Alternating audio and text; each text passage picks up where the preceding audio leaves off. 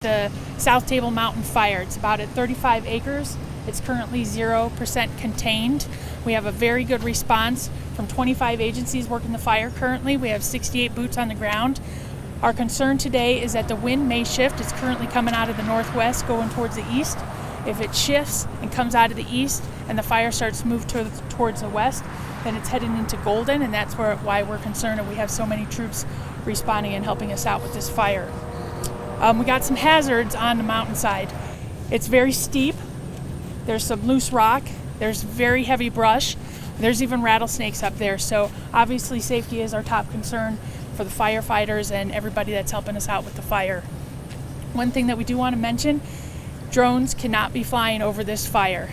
Absolutely not. They are banned from the fire scene.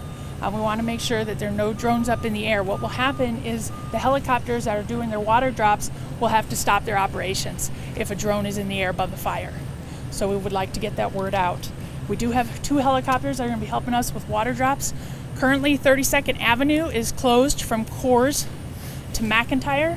And when we are doing those water drops and the helicopters are dipping into a lake just east of McIntyre, we're going to be shutting McIntyre down at 32nd Street periodically throughout the day as well.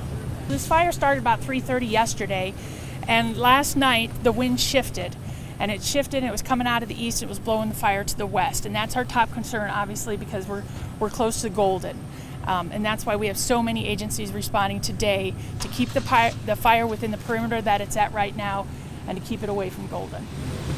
What about the brewery?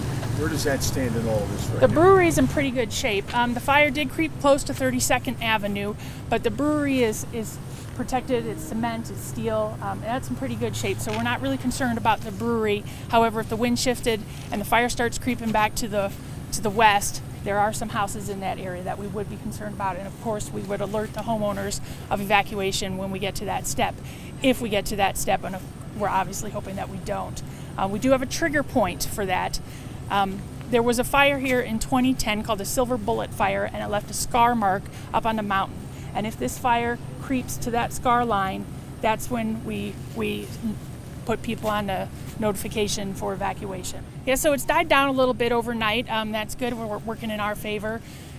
So right now we're just, again, trying to keep it within the perimeter. The perimeter is just east of that Silver Bullet scar that I was mentioning. And then there's a cliff at the top of the mountain. It's kind of at that cliff on the south side of the mountain, and then it's a little bit to the west, but we do have a marked perimeter and we're keeping it within those lines. No, we're unsure of the cause. We do have some investigators here from the sheriff's office, and hopefully we'll get to the bottom of that.